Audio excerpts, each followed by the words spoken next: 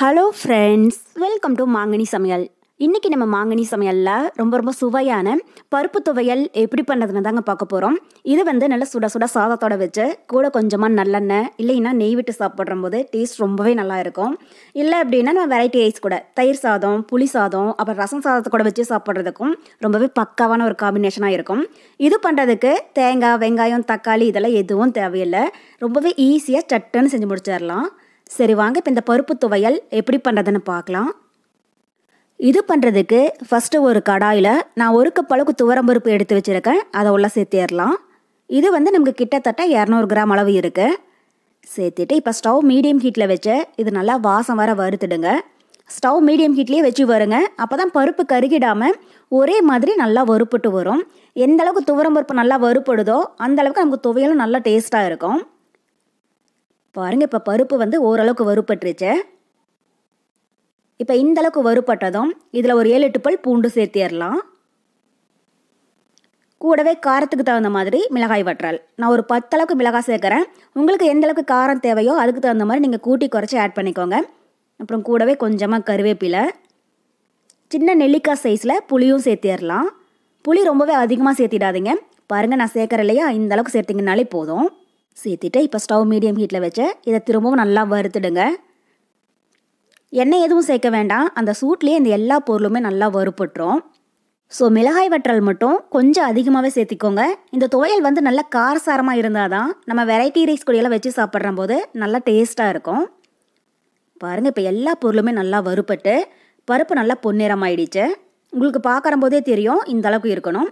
இப்போ இந்த ஸ்டேஜில் ஸ்டவ் ஆஃப் பண்ணிடலாம். இது ஒரு 5 நிமிஷத்துக்கு நல்லா ஆறட்டும். இப்போ பருப்பு நல்லா ஆறிடுச்சு. இதை மிக்ஸி ஜாருக்கு மாற்றிடலாம். சூடாக இருக்கிற போதே அரைச்சி எடுக்காதீங்க. நல்லா ஆறினதுக்கு அப்புறமா அரைச்சி எடுத்துக்கோங்க. அப்போ தான் துவையல் நம்ம காலையில் அரைச்சோம் அப்படின்னாலும் நைட் வரைக்குமே ரொம்பவே நல்லா இருக்கும். இப்போ இது கூடவே தேவையான அளவு உப்பும் சேர்த்திக்கோங்க. அப்புறம் கொஞ்சமாக தண்ணி விட்டு இது ரொம்பவே நைஸாக இல்லாமல் கொஞ்சம் கரகரப்பாக இருக்கிற மாதிரி அரைச்சி எடுத்துக்கோங்க. இப்போ இதை அரைச்சிட்டு வந்துடலாம். பாருங்கள், இப்போ துவையல் ரெடி ஆகிடுச்சு. ரொம்பவே நைஸாக அரைச்சிடாதீங்க. பாருங்கள், இந்த அளவுக்கு கொஞ்சம் கரகரப்பாக அரைச்சிங்கனாலே போதும். அப்போ தான் நல்லா டேஸ்ட்டாக இருக்கும். அதே மாதிரி தண்ணி அதிகமாக சேர்க்க வேண்டாம். கொஞ்சம் கொஞ்சமாக சேர்த்து நல்லா கெட்டியான துவையலை அரைச்சி எடுத்துக்கோங்க. இப்போ இதை வேற ஒரு மிக்சிங் பவுலுக்கு மாற்றிட்டு அடுத்தது நம்ம துவையலை தாளிச்சிடலாம். ஸோ ஒரு சிலர் துவையல் தாளிக்க மாட்டாங்க. நான் எப்பயுமே தாளித்து தாங்க செய்வேன். அப்போ தான் நல்ல மணமாக இருக்கும். இப்போ அதுக்கு தாளிப்பு பேனில் ஒரு 2 டேபிள் ஸ்பூன் எண்ணெய் சேர்த்திடலாம். இப்போ எண்ணெய் நல்லா சூடானதும் இதில் 1/2 டீஸ்பூன் கடுகு உளுத்தம்பருப்பு சேர்த்துடுங்க. இப்போ கடுகு பொரிஞ்சு கடலைப்பருப்பு உளுத்தம்பருப்பு லைட்டாக பொன்னிறமானதும் இதில் கொஞ்சமாக கருவேப்பிலை, கூடவே ஒரு 2 பிஞ்ச் அளவுக்கு பெருங்காயத்தூள் சேர்த்திக்கோங்க. அவ்வளோதான். இப்போ இது லைட்டாக கலர் மாறினதும் ஸ்டவ் ஆஃப் பண்ணிவிட்டு இதை நம்ம துவையலோட ஒன்றா சேர்த்திடலாம். சேர்த்துட்டு இதை நல்லா கலந்து விட்டுருங்க. தண்ணி எதுவும் சேர்க்க வேண்டாம். இது மாதிரி நல்ல கெட்டி துவையலாகவே வச்சுக்கோங்க.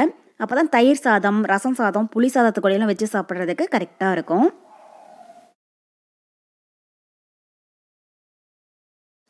அவ்வளோதான். இப்போ நம்ம பருப்பு துவையல் ரொம்ப சூப்பராக தயாராகிடுச்சு. இது நம்ம நினச்ச உடனே ரொம்பவே ஈஸியாக சட்டுன்னு செய்யக்கூடிய ஒரு துவையல் ரெசிபி. டேஸ்ட்டு பார்த்தீங்கன்னா அவ்வளோ ரொம்ப நல்லாயிருக்கும். ஸோ கண்டிப்பாக நீங்கள் செஞ்சு பாருங்கள். செஞ்சு பார்த்துட்டு எப்படி இருக்குன்னு மறக்காமல் கமெண்ட் பாக்ஸில் சொல்லுங்கள். என்னுடைய இந்த ரெசிபி வீடியோ உங்களுக்கு பிடிச்சிருந்தா லைக் பண்ணுங்கள். உங்கள் ஃப்ரெண்ட்ஸ் அண்ட் ரிலேட்டிவ்ஸ் கூட நிறைய ஷேர் பண்ணுங்கள். மறக்காமல் மாங்கனி சமையலுக்கு சப்ஸ்கிரைப் பண்ணுங்கள். நன்றி.